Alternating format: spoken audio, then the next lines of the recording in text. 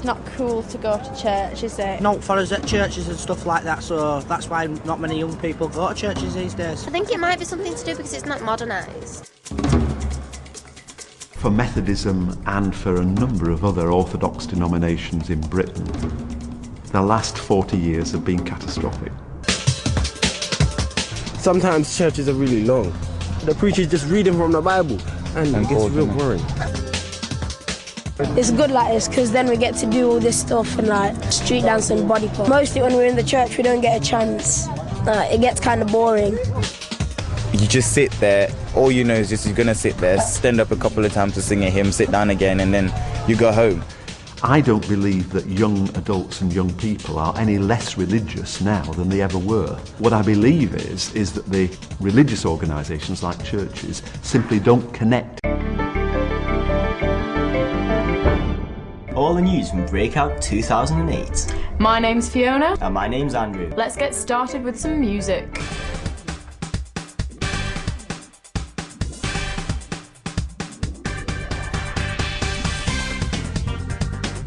I think that they need someone who's a little bit clued up, who knows what's going on in the world and has sort of seen some of it firsthand. But somebody that young people can engage with. You know, young people talk to young people, we open up to each other, and therefore it makes sense for it to be a younger person.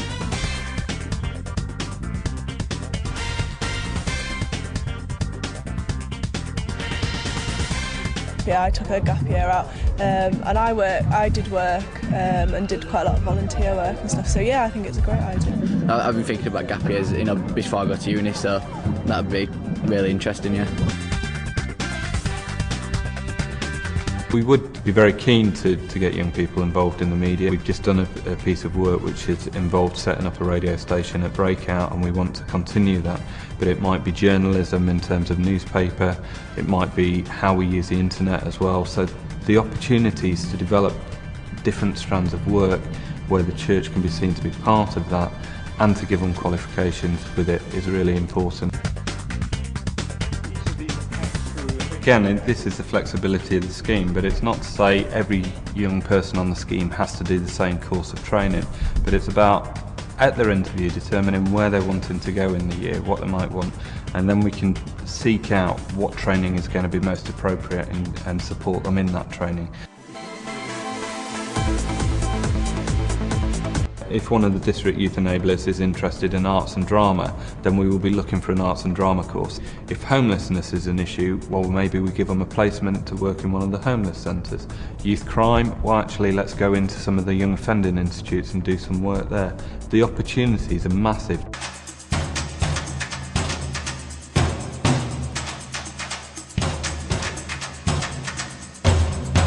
I think it's one of the good things about the strategy is that it is so flexible and that each district can do it differently or work differently in each district, that each district youth enabler will just be able to take it the way they want to.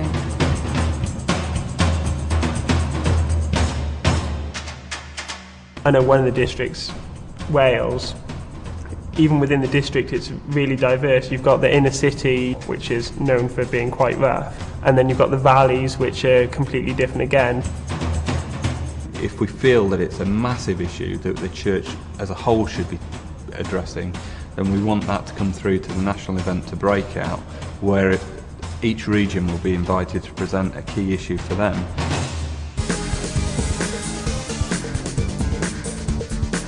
Operates as a kind of annex of the church, but it really is, as time has gone on over the past 5 years, it's developed its own identity.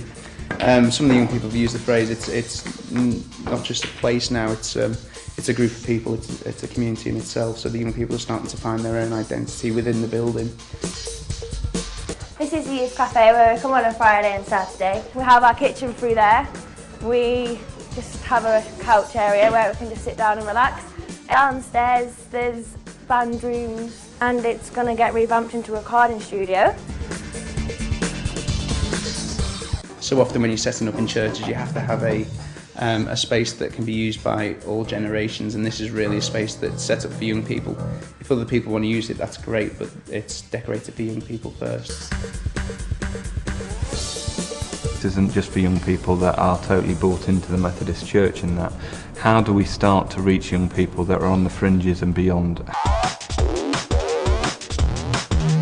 Yeah, just get youth more involved. I mean, our church has started youth services where they get all the youth to just run the service, one youth to act as the minister, just kind of thing. A lot more outreach to young people, music, sports, drama, inviting more to the festivals, you know, anything like that really. Sports mainly though. Sport, yeah, definitely for me. Definitely a lot of sports, rugby league especially. Yeah. Obviously being from Leeds Rhinos, champions as usual.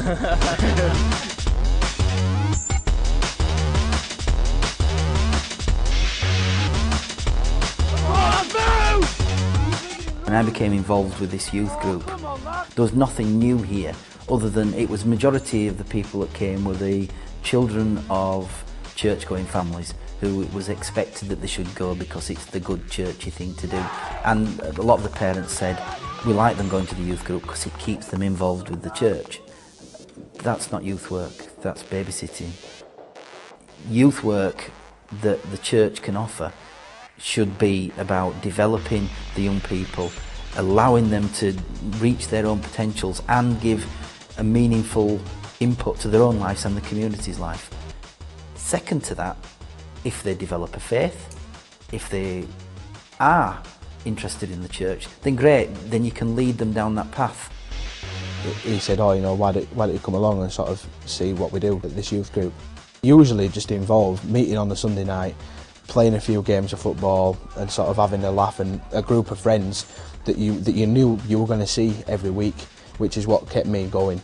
And I mean, the big turning point for me was actually my first MAYC weekend, and I just remember going there and seeing all these people that were all there for the same reason. They were there to have a laugh, enjoy themselves, and at the same time they were there to sort of strengthen their faith or even find it. If we look at it, we're being told that our body is like a temple. So it depends how you want to use that temple to praise your God. If you want to pop, lock and drop and praise your God, you go for it. If you want to stable and sit down, you go for it. Most people want an act of worship that they feel that they can contribute to and, to use common parlance, receive something from. If you show other people that, you know, you can worship through breakdancing, those people that do breakdance can say, you know what, I'm good at this, I'm actually going to do this, and you know, you're going to welcome those people. So if they see that they're accommodated with their breakdance and the way they dress, the way they dance, talk, or anything, and they can be seen as just as equal as somebody who loves singing a hymn. If you get the youth involved, they get committed and they feel more comfortable in the church environment, and that's when they'll start coming. You've got to worship God, that's what it's for, but at the same time you've got to bring new people in so they can see that it's not all Bible, Bible, Bible, there's different ways of worshipping God.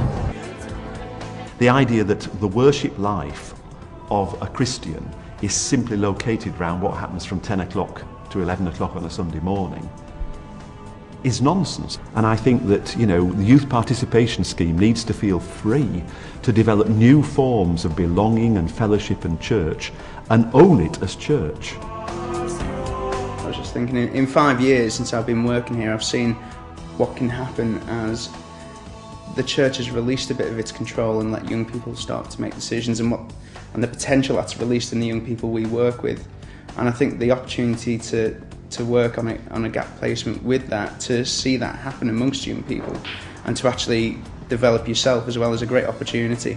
I started on a training scheme as a youth worker 10 years ago and actually haven't looked back.